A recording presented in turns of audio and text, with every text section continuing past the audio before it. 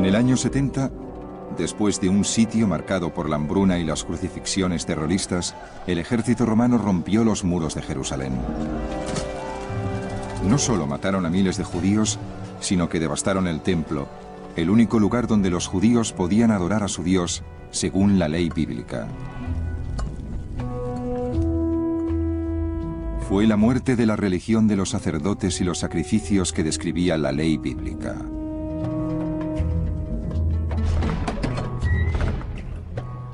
Pero no sería la muerte del judaísmo.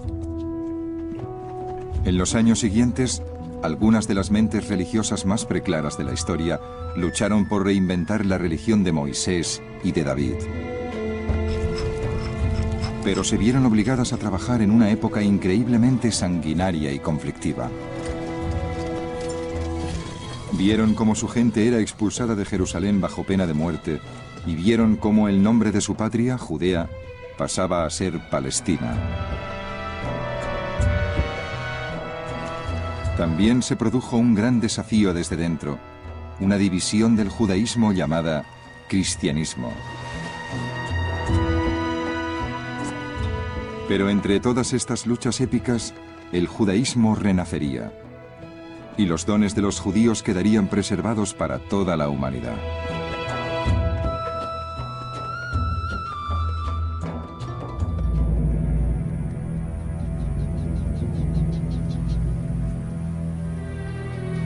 Cuando los romanos asolaron el templo, destruyeron mucho más que un edificio. El templo había sido el corazón y el alma económica, política y religiosa de Judea y del judaísmo. La desesperación que inundaba la tierra tras la destrucción fue captada por el poeta Baruch. Bendito el que aún no ha nacido, o el que ha nacido y ha muerto. Pero los vivos, pobres de nosotros. Vemos las aflicciones de Sión. ¿Y qué le ha ocurrido a Jerusalén? Sol, ¿por qué no retienes la luz de tus rayos? Luna, ¿por qué no extingues la multitud de tu luz? ¿Por qué ha de volver a alzarse la luz si la luz de Sión se ha oscurecido?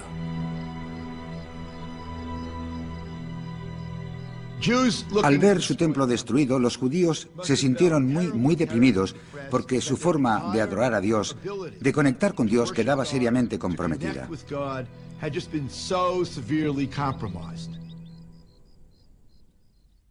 Quedaron totalmente derrotados por los romanos. Muchos fueron capturados como esclavos.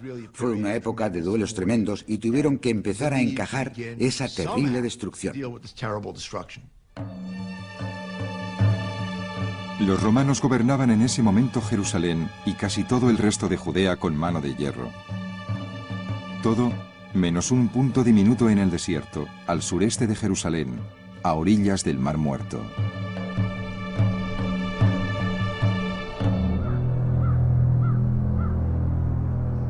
En Masada, una fortaleza construida por el rey Herodes en lo alto de una colina frente al mar, quedaba un grupo de rebeldes resistiendo a los romanos. Eran los sicari, llamados así por las largas y delgadas dagas que llevaban. Habían conquistado la fortaleza en un ataque sorpresa al inicio de la rebelión y logrado conservarla.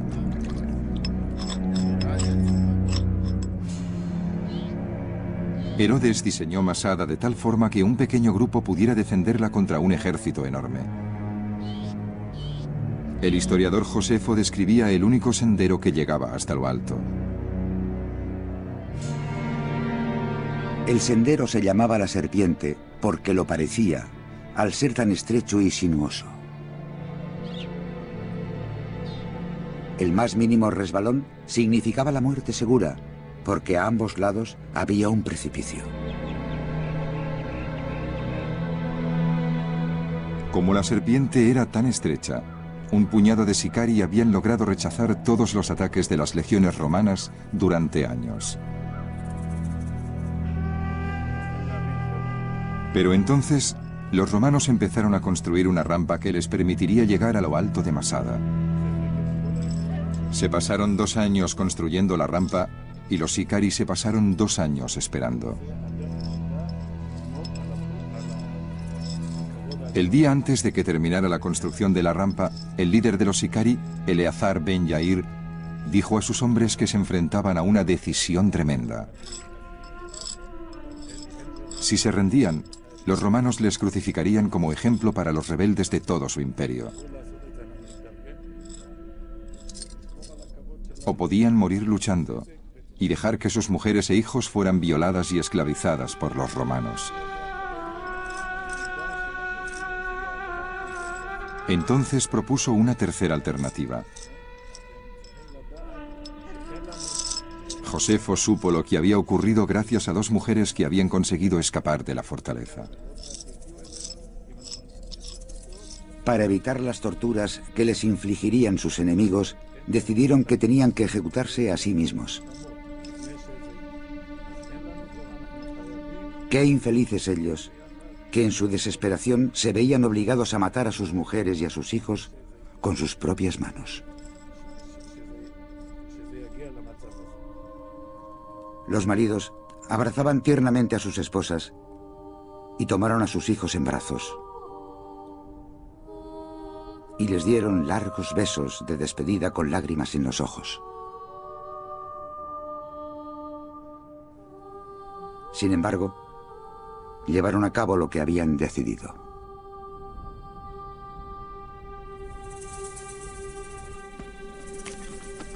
Como no soportaban la pena por lo que habían hecho y consideraban que era un insulto a los que habían matado, si les sobrevivían un solo momento, eligieron a 10 hombres a suertes para que mataran a todos los demás. Y ofrecieron sus cuellos a la puñalada de los que ejecutaban tan triste oficio. Y cuando esos 10 hombres, sin miedo, hubieron matado a todos, volvieron a echar suertes entre ellos.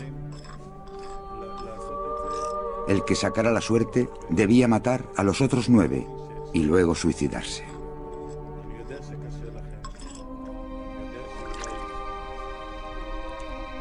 Los romanos esperaban encontrar sentencia por la mañana. Pero cuando lanzaron el asalto a la fortaleza, no encontraron al enemigo, sino una tremenda soledad por todas partes. Aquí, la tradición del martirio autoinfligido alcanza su expresión más dolorosa. Y es una declaración muy elocuente, aunque sobrecogedora. Cuando ya no puedo elegir entre la vida y la muerte, aún puedo elegir qué clase de muerte quiero. Eso es lo que inspiró a los mártires de Masada para quitarse la vida, antes que someterse a la esclavitud y la muerte de Roma. En pocos años, la mayor parte de los grupos que habían dominado Judea y el judaísmo durante siglos habían desaparecido. Los sicari y demás rebeldes habían muerto. Los autores de los pergaminos del Mar Muerto, los esenios, también habían sido masacrados por los romanos.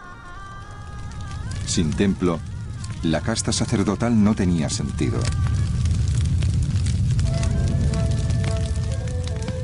Solo quedaba un grupo, los fariseos. Según el libro judío de la ley y la tradición, el Talmud, uno de los líderes de los fariseos, Yohanán ben Zakkai, había escapado del asedio de Jerusalén fingiéndose muerto. Luego, Yohanán viajó hasta un pueblo cerca del mar llamado Yafné. Allí, en una viña, fundó una escuela primitiva donde se estudiaba la Biblia hebrea. Al cabo, Yohanán y los demás profesores recibieron un nuevo título, el de rabino. Entonces fue cuando los fariseos evolucionaron hasta convertirse en lo que llamamos los rabinos, O sea, en un grupo de profesores laicos que dirigían la actividad religiosa o el estudio religioso del pueblo judío. Y la sustitución de los sacerdotes por los rabinos en el liderazgo de la vida judía era una de las cosas que marcan el judaísmo en la época posterior al templo.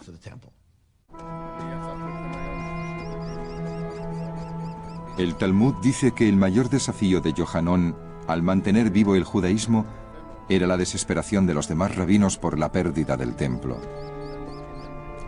«Pobres de nosotros», gritó el rabino Josué. «El lugar donde se purgaban las injusticias de Israel ha sido arrasado».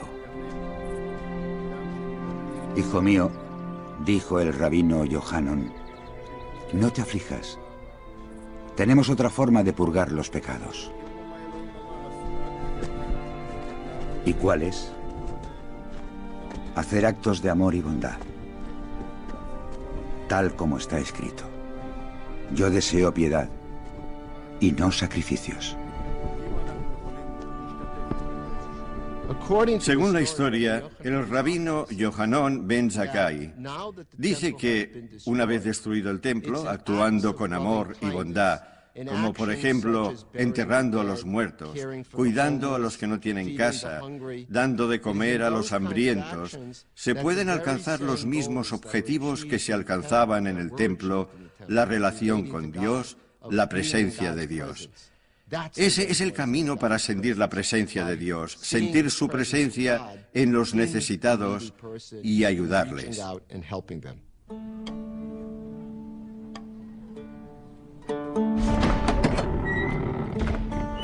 Yohanón encontró la respuesta a la pérdida del templo estudiando a los profetas de la Biblia hebrea. Seguía una antigua tradición, porque desde los largos días de exilio en Babilonia,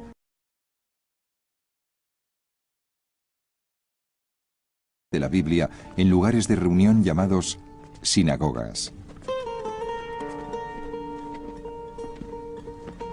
Tras la destrucción del templo, los rabinos empezaron a reconstruir el judaísmo alrededor del estudio de la Biblia en la sinagoga. Ahí debatían cómo se podía aplicar la ley bíblica para vivir de forma ética y compasiva.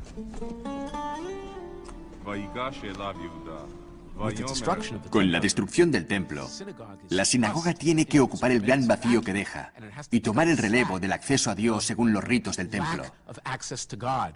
Ahí fue donde las sinagogas despegaron de verdad. Por medio de la plegaria, la sinagoga llegaría a ser todo lo que debía ser el templo y mucho más. En el templo, solo los sacerdotes podían comunicarse con Dios mediante el sacrificio. Ahora, en las sinagogas, tanto los rabinos como la gente normal hablaban con Dios por medio de la plegaria, una práctica poco usada hasta entonces, pero favorita de los que escribieron el libro de los Salmos. Señor, te estoy llamando, ven a mí, escúchame, te estoy invocando. Mis oraciones se elevan como incienso, mis manos como la ofrenda vespertina. Señor, pon un guardián en mi boca, un vigilante a la puerta de mis labios, para que no sienta el impulso de hacer ningún mal, ni dejarme seducir por la impiedad de los malvados. El resultado es una versión espiritualizada del judaísmo. Oraciones en lugar de sacrificios, rabinos en lugar de sacerdotes, sinagogas en lugar del templo. Y la gran pregunta es si esta evolución fue organizada y formulada conscientemente por Yohanón ben Zakkai y la gente de su generación. Es posible que en parte sea una reproyección de una época posterior sobre Yohanón ben Zakkai, pero estoy convencido de que Yohanón era consciente del dilema de la época posterior al templo. Y con mucha agudeza intentó ofrecer alternativas sin llamarlas en ningún momento alternativas. En otras palabras, hay que proyectar una sensación de continuidad, aunque en la práctica estés innovando y ofreciendo estilos de vida alternativos.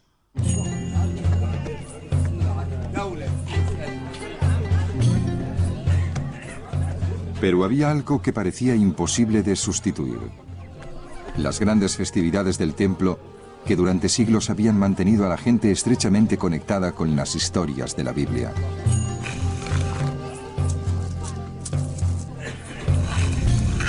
Una de las festividades más importantes era la Pascua, en conmemoración de Moisés, que liberó a los israelitas de su esclavitud en Egipto.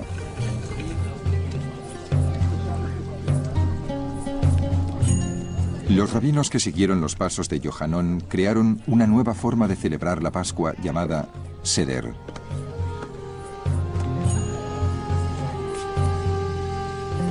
No se celebraba en el templo con otros miles de personas, sino en casa, con la familia y los amigos.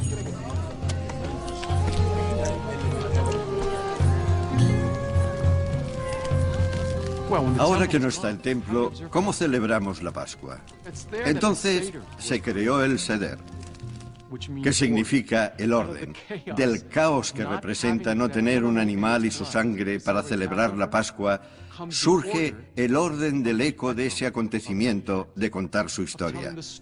Y los textos que desarrollaron y que todavía se usan en todos los hogares judíos la víspera de Pascua, se llaman la Hagadá, que significa el relato.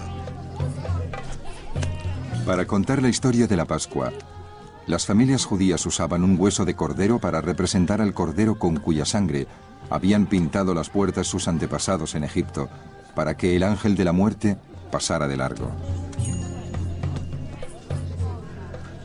Y usaban pan sin levadura para representar el matzo que comían los israelitas en su huida hacia la tierra prometida. En la mesa, durante el Seder, uno de los adultos leía la historia del éxodo de los judíos al marchar de Egipto. Luego, todos los presentes comían los alimentos de la Pascua y cada uno simbolizaba una parte de la historia. El gran logro de los sabios de Yavné fue entender que ya no existían los fuegos del altar de Jerusalén, pero quedaba la historia. El templo ya no existe, el sacrificio físico ya no existe, pero la historia es real y la conservamos. Poco a poco, en un proceso que llevaría cientos de años, los rabinos reinventaron el judaísmo.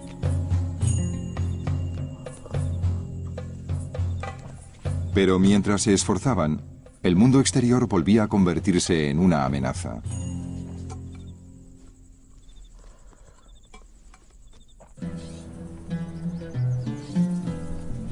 Durante 60 años, después de la caída del templo, los romanos y sus súbditos judíos vivieron una tregua llena de inquietud. Muchos judíos se desplazaron a la fértil área que rodeaba el mar de Galilea para intentar reconstruir sus vidas. Pero para muchos, la reconstrucción solo traía recuerdos dolorosos del edificio que más deseaban reconstruir, el templo. En el año 130, la rabia contra el emperador romano Adriano por negarse a reconstruir el templo alcanzó el punto de ebullición. Empezaron a correr rumores de una nueva rebelión. Muchos judíos seguían considerando ilegítima la presencia romana en la tierra de Israel. Era un imperio malvado, no tenía por qué estar aquí. Sin embargo, está claro que hubo estímulos inmediatos para esta guerra y no estamos seguros de cuáles eran. Según el historiador romano Casiodeo, fue el intento de Adriano de construir una ciudad pagana en Jerusalén que iba a llamarse Elia Capitolina, el detonante que llevó a los judíos al alzamiento militar. Otra fuente romana dice que Adriano intentó prohibir la circuncisión de niños judíos. No podemos saberlo. Pero en todo caso, solo sería la gota que colmara el vaso de lo que sería el resentimiento popular contra Roma, que necesitaba un pequeño estímulo.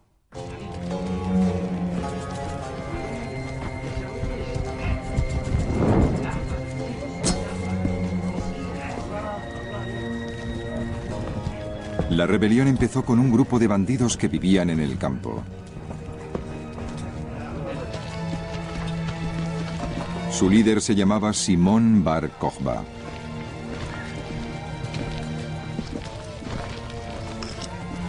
Los romanos tenían a Bar Kokhba por un vulgar ladrón desde hacía tiempo.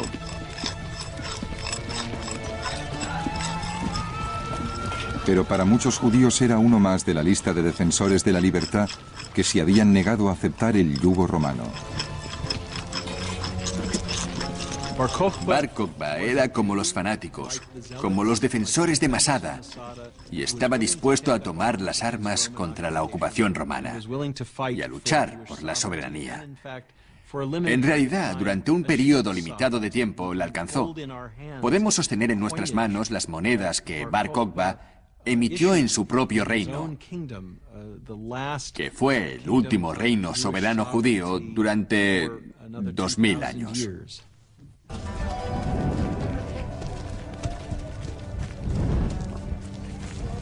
Más que enfrentarse a las poderosas legiones romanas desde una gran ciudad como Jerusalén, como en la última rebelión, a Bar Kokhba se le ocurrió un plan para una guerra de guerrillas. Un historiador romano describe los preparativos de Bar Kokhba para la rebelión. Ocuparon cuevas en el campo y las reforzaron para poder refugiarse cuando se vieran asediados.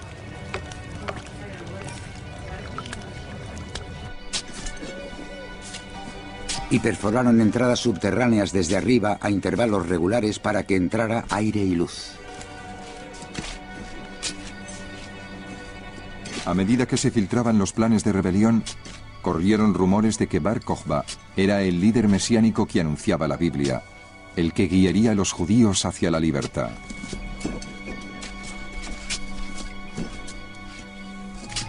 Su nombre significaba estrella y decía que era una luminaria que bajó del cielo para habitar entre ellos y que iluminaba mágicamente a los que se sentían desgraciados.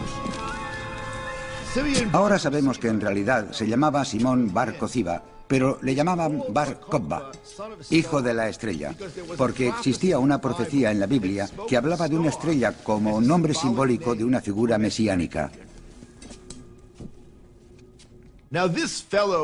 Este hombre, Bar Kokhba, era un líder militar tremendo que entre los años 132 y 135 casi echó a los romanos de Judea y que causó la muerte de muchos soldados romanos en las prolongadas batallas revolucionarias que organizó.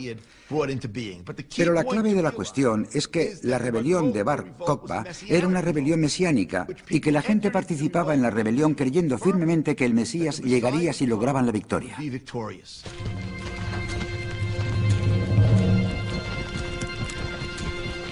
El carismático liderazgo de Bar Kokhba atraía no solo a campesinos y artesanos, sino también a estudiosos y a sabios. Su fervor aumentó gracias a ciertas profecías de la Biblia que, en su opinión, indicaban que era el momento preciso de la historia elegido por Dios para la reconstrucción del templo.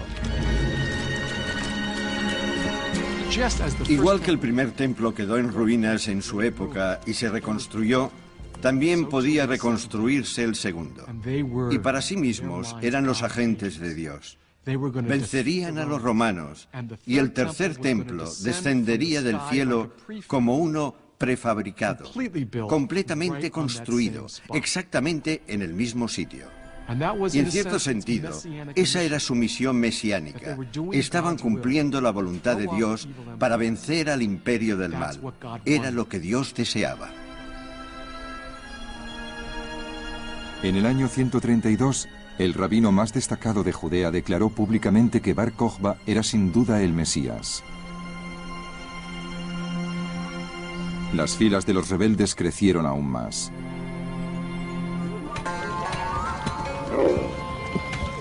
A pesar de tener cientos de miles de hombres dispuestos a seguirle, Bar Kokhba siguió demostrando paciencia.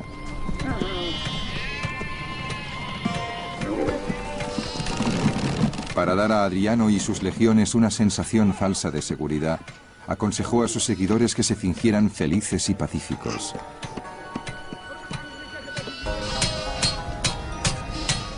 Mientras Adriano estuvo cerca, en Egipto, los judíos se mantuvieron inactivos. Solo que las armas que los romanos les exigían como tributo las fabricaban de tan mala calidad que los romanos las rechazaban. Con esa argucia pudieron quedárselas para usarlas ellos.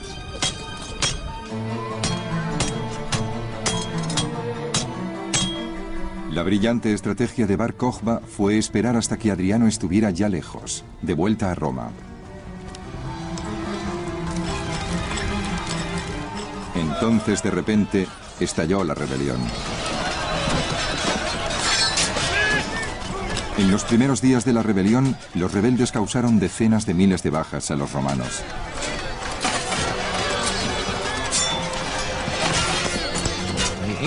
En el mundo antiguo, los judíos no tenían fama de estudiosos, recogidos y piadosos, sino que tenían fama de luchadores feroces y despiadados. Eran muy apreciados como soldados mercenarios, y durante la rebelión contra Roma demostraron hasta qué punto eran eficaces en el campo de batalla. El sorprendente éxito de los rebeldes obligó a los romanos a retirarse de la región. Entonces Bar Kokhba proclamó el reino independiente de Judea.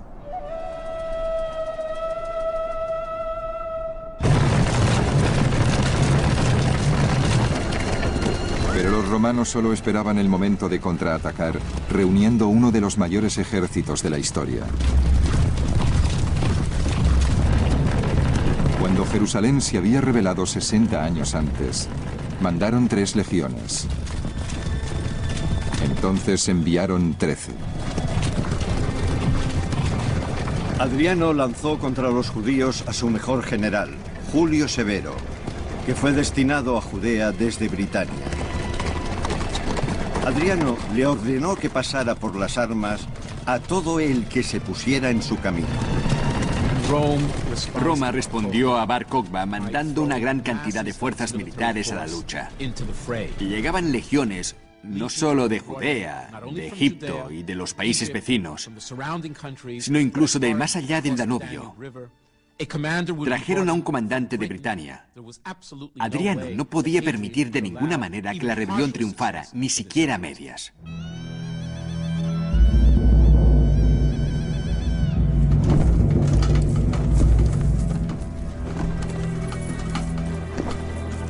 Severo no se arriesgó a atacar a sus oponentes en campo abierto, a la vista de su número y determinación. En lugar de eso, los acorraló por grupos pequeños. Terminó con los rebeldes que se escondían en sus cuevas, llenándolas de humo y vigilando las salidas.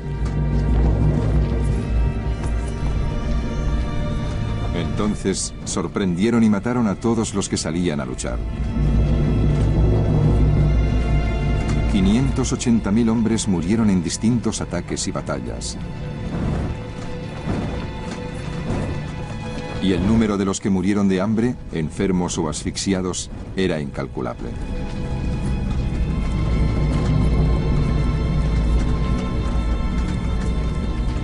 Una vez aplastada la rebelión, el pueblo de Judea recibió de los romanos un trato aún peor que el posterior al de la revuelta de 60 años atrás.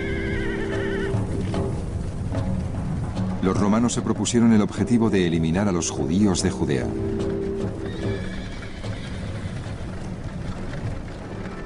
La rebelión de Bar Kokhba fue conocida en realidad como el suceso más desastroso que jamás haya ocurrido al pueblo judío, por lo menos hasta el Holocausto.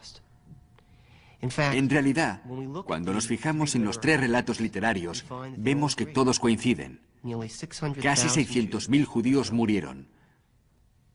Más de 900 pueblos judíos quedaron destruidos. Y de nuevo, por un momento en la historia judía, pareció que la historia judía había terminado. Justo después de la rebelión, los romanos cambiaron el nombre de la región de Judea por el de Palestina. Luego, expulsaron a todos los judíos de Jerusalén. Entonces, el emperador ordenó por decreto legal que toda la nación judía debía ser expulsada por la fuerza del distrito circundante de Jerusalén. para que no pudieran ver su patria ancestral ni siquiera a distancia. Así la ciudad quedó separada de la patria de los judíos, y en honor del emperador Elio Adriano, el nombre de la ciudad pasó a ser Elia.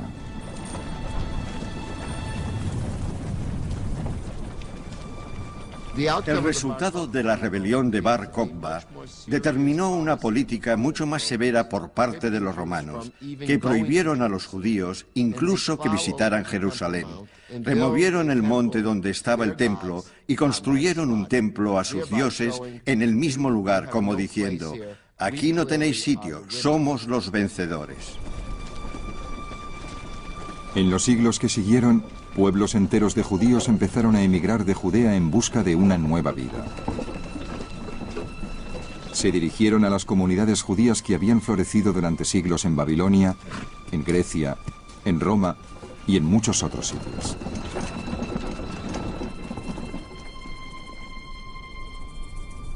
Pero en sus nuevos hogares se enfrentaron con un desafío para su supervivencia tan peligroso como los romanos.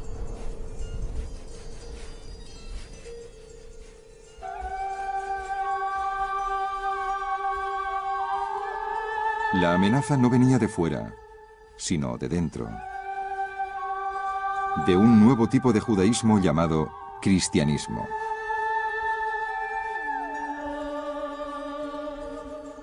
Jesús de Nazaret llamó a sus seguidores judíos pescadores de hombres. Desde su muerte en el año 33, ellos iban contando a todos los que querían escucharles que Jesucristo era el Hijo de Dios, y que después de su crucifixión había resucitado de entre los muertos. Esos cristianos no lloraban la pérdida del templo y sus sacrificios rituales, porque creían que Dios había decidido sacrificar a su único hijo una vez y para siempre.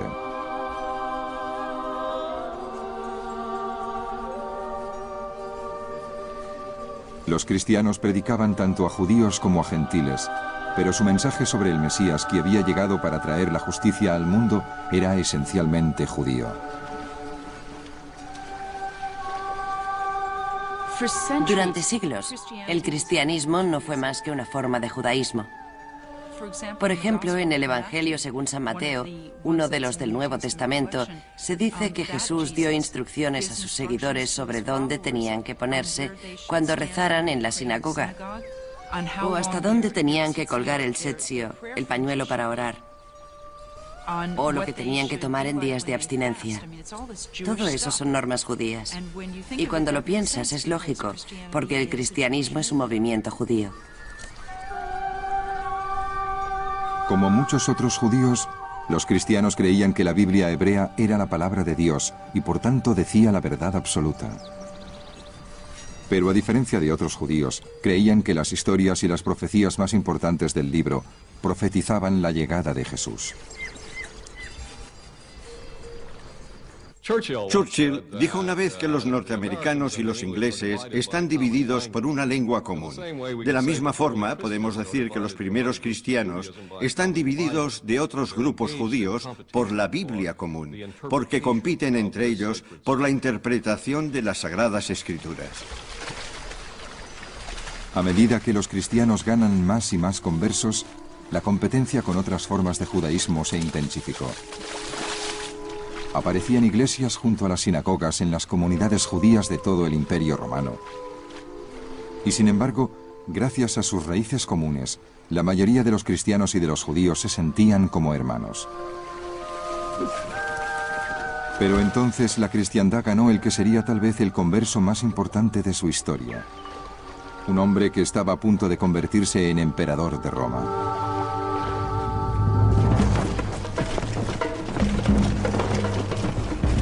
En el año 320, un ejército fue a la guerra por primera vez bajo el signo de la cruz cristiana. El Imperio Romano se encontraba en plena guerra civil entre dos generales que querían ser el próximo emperador. Según un historiador de la época, uno de los generales, llamado Constantino, fue inspirado por una visión y mandó a sus legiones a la guerra portando una cruz. Se le había parecido un signo maravilloso. Vio con sus propios ojos una cruz luminosa en los cielos que llevaba la inscripción: con este signo vencerás. Con la cruz a la cabeza, las tropas de Constantino obtuvieron la victoria. La historia de la batalla de la cruz se extendió por todos los rincones del imperio y consiguió para Constantino el apoyo del movimiento cristiano, que crecía rápidamente. No hay nada como una voz celestial para aclarar las ambigüedades. Y dada la confusa situación política en la que se encontraba Constantino, él y los sacerdotes que colaboraban con él aclararon algunas ambigüedades políticas hablando de voces celestiales, de signos celestiales, que en un momento crucial de la carrera política de Constantino indicaban que el cielo quería que fuera emperador.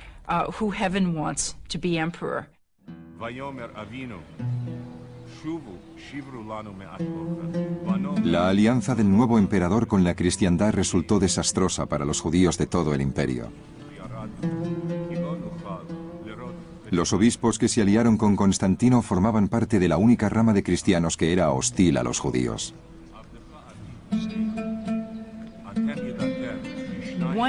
Un sector de la cultura cristiana gentil se convierte en enemigo acérrimo de los judíos. Y por desgracia para la historia, fue precisamente el sector que logró la protección del Imperio Romano.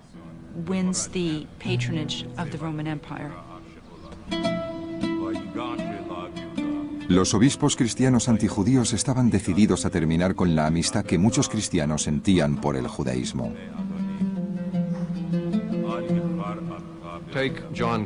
Tomemos, por ejemplo, a Juan Crisóstomo, uno de los grandes predicadores del siglo IV. Tenía problemas porque la gente de su congregación opinaba que las festividades de los judíos eran mucho más interesantes que las que celebraba la Iglesia, y en los días más sagrados se iban a visitar las sinagogas. A Juan eso le irritaba, así que predicó una serie de 8 sermones contra los judaizantes, donde se utilizó por primera vez, por lo que yo sé, la expresión asesinos de Cristo para etiquetar a un grupo con el que no quería que se mezclara su congregación. Naturalmente, esta expresión tuvo consecuencias fatales para la historia del antijudaísmo cristiano.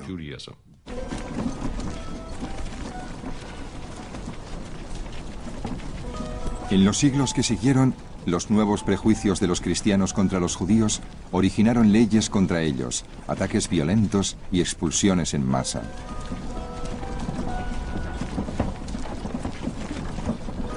De modo que empezaron a buscar nuevas patrias en el norte de África, en España y en Rusia. Pero cuanto más se separaban los judíos entre sí, más peligro corría el judaísmo de desintegrarse. Las leyes que gobernaban la vida de los judíos, desde la oración hasta las relaciones sociales, nunca habían sido escritas. Solo existían en la tradición oral que pasaba de una generación a otra.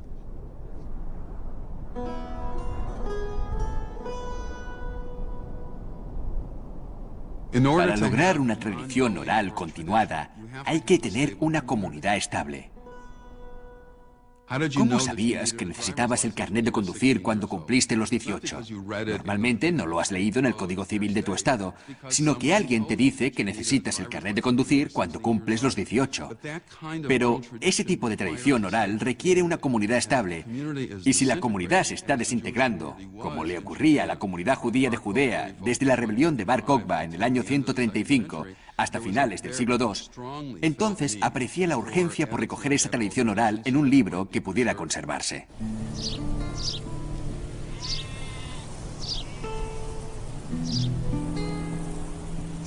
Esa obra monumental del genio que permitiría al judaísmo sobrevivir en cualquier parte empezó a tomar forma en el siglo II después de Cristo, en el campo, en la mente de un campesino analfabeto llamado Akiva.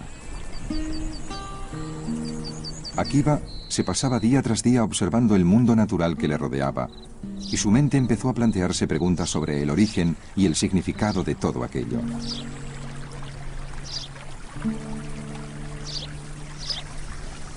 Así que aprendió a leer sin ayuda y empezó a estudiar la Biblia. Según el Talmud, se sintió fascinado por el poder de la Biblia, que le ayudaba a ver el mundo de una forma nueva.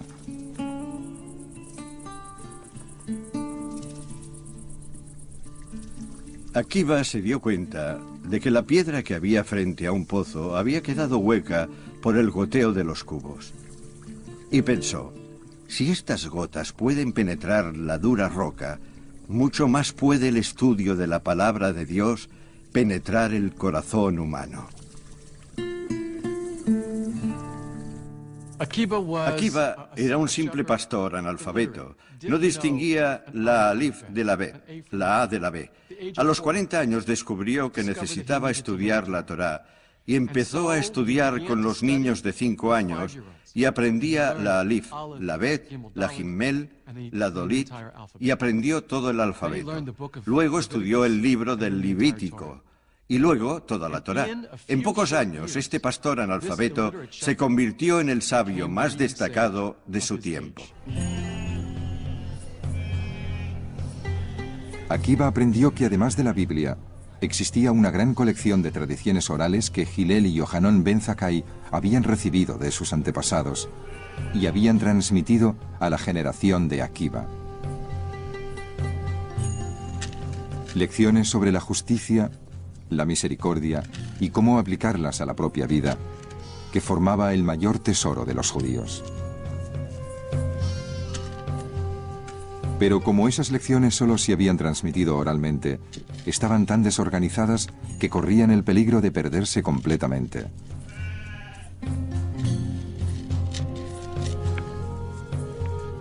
Entonces Akiva empezó a utilizar su destacado intelecto para ordenar las leyes y tradiciones judías de muchos siglos, inspiradas por la Biblia.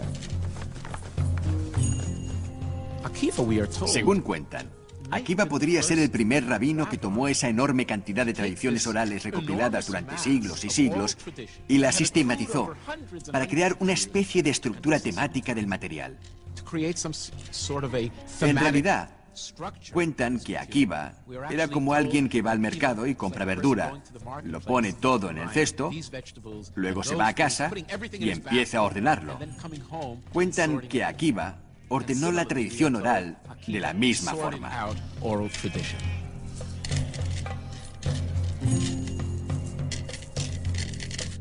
Creo que se trataba de una mente legal brillante, que comprendió que, para que el material durara varias generaciones, había que darle un sentido, había que ponerlo en orden.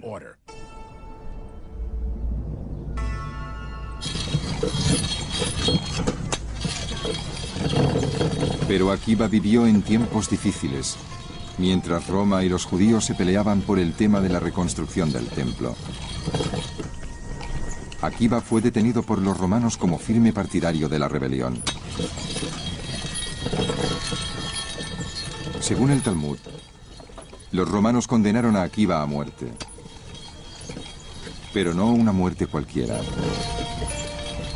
Conscientes de su fama como mayor sabio de su época, decidieron castigarle severamente como ejemplo para todos los que se rebelaran contra Roma. Le sentenciaron a ser desollado vivo. Cuando entregaron a Akiva a manos del verdugo, era justamente la hora de la plegaria vespertina. Entre agonías de dolor, Akiva recitó sus plegarias con calma, lleno de devoción.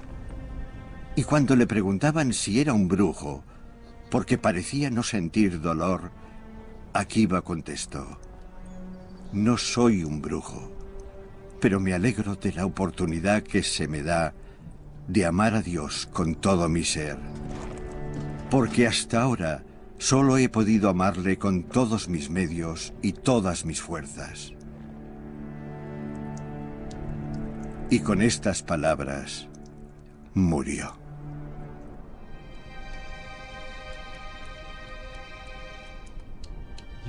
Se lo llevan para ejecutarlo. Y sus últimas palabras son palabras de fe.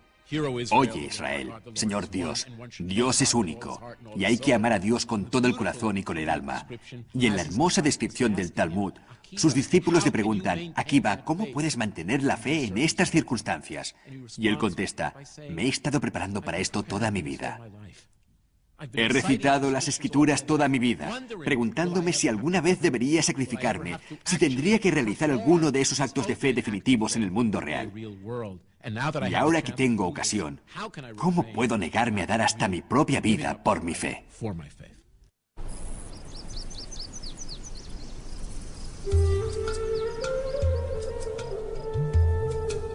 Akiva estaba muerto. Pero la tarea que había realizado para que las enseñanzas de los judíos fueran accesibles a cualquiera en cualquier parte, sobrevivió. A partir del siglo IV después de Cristo, los herederos de Akiva usaron su trabajo como base para una recopilación de leyes y tradiciones llamada Talmud.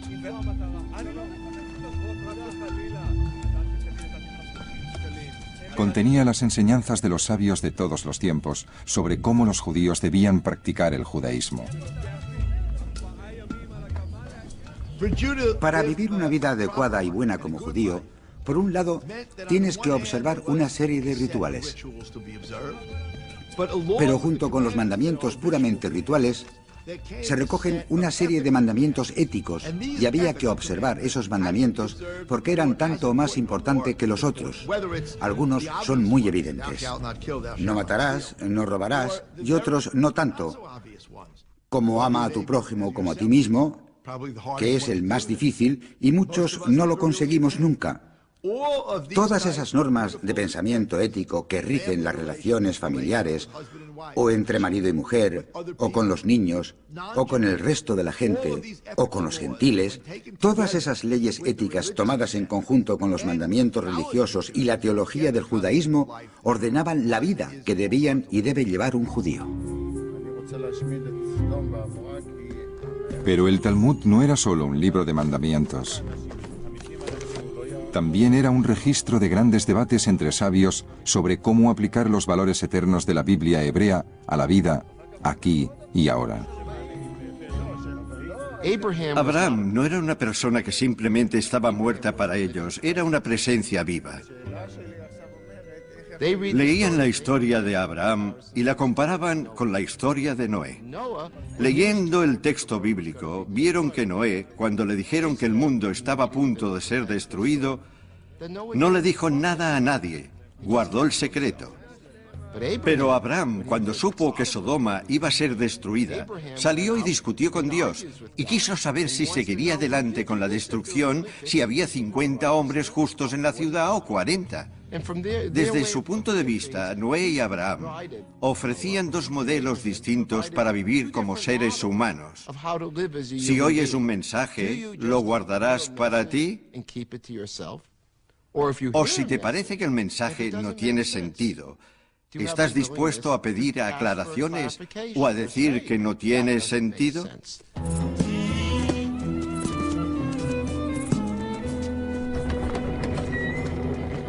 El Talmud es sobre todo un libro de instrucciones para practicar el judaísmo. Cualquier comunidad de judíos de cualquier país podía estudiar las lecciones de la Biblia y luego debatir cómo aplicar sus leyes y tradiciones a su época y lugar.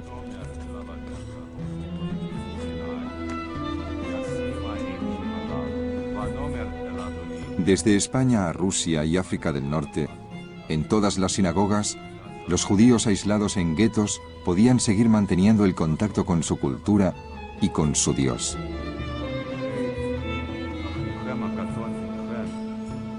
Por ejemplo, tenemos una comunidad en España que ya existía a finales de la época romana, aislada a cientos de kilómetros de distancia tanto de la patria de Israel como del otro centro de cultura rabínica, Babilonia. Pero poco a poco, este material del Talmud llega hasta España en forma de libro y los judíos pueden recuperar el contacto con su cultura, pueden conectarse a su tradición, pueden interpretarla, pueden usar lo que sea aplicable a su propia forma de vida.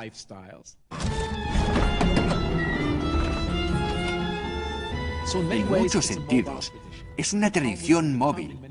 En muchos sentidos, el Talmud se convertiría en la tradición móvil que llega a todos los rincones del mundo judío. Nadie queda aislado del foco de la actividad religiosa judía. Tienes el Talmud, puedes estudiarlo, puedes debatirlo, puedes interpretarlo, puedes preguntar a otros lo que significa. El Talmud sería la Biblia ambulante, la Biblia viva para los judíos de todo el mundo.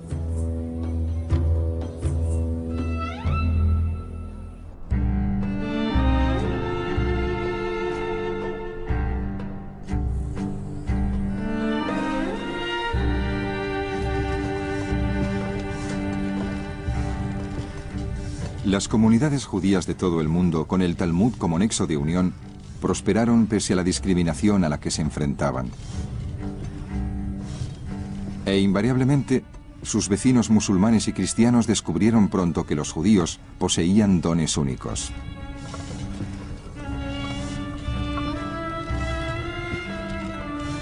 Una de las ciencias que los judíos introdujeron en todos los países fue el soplado del vidrio.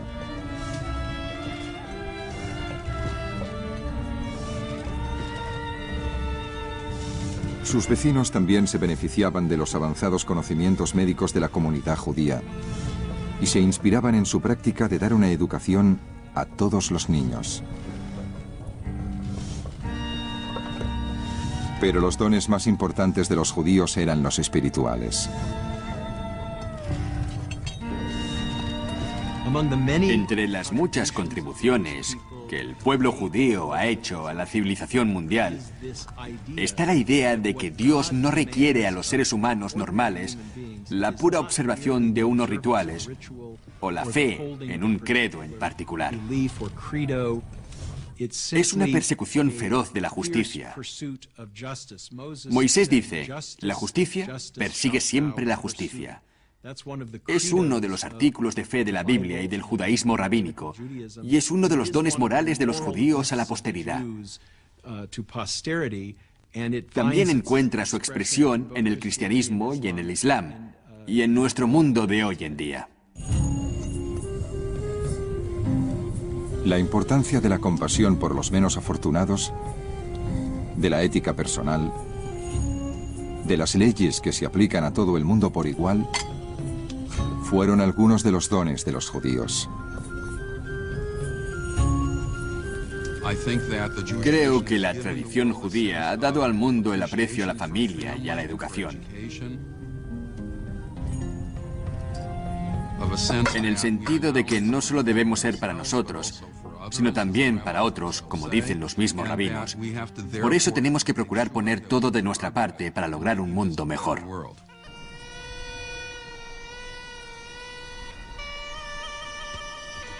Estas verdades eternas, comunicadas por primera vez a través de las historias de la Biblia hebrea, se convirtieron en los cimientos imperturbables del judaísmo. Un pueblo diminuto e insignificante que parecía destinado a sucumbir ante los asirios, los babilonios, los egipcios, los griegos y los romanos, había sobrevivido y prosperado.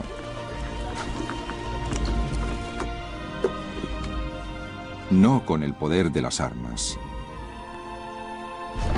sino con el poder de sus ideas y creencias. Y finalmente, como cualquier imperio de la historia, dejaron una gran huella en nuestra forma de ser actual y en nuestras opiniones.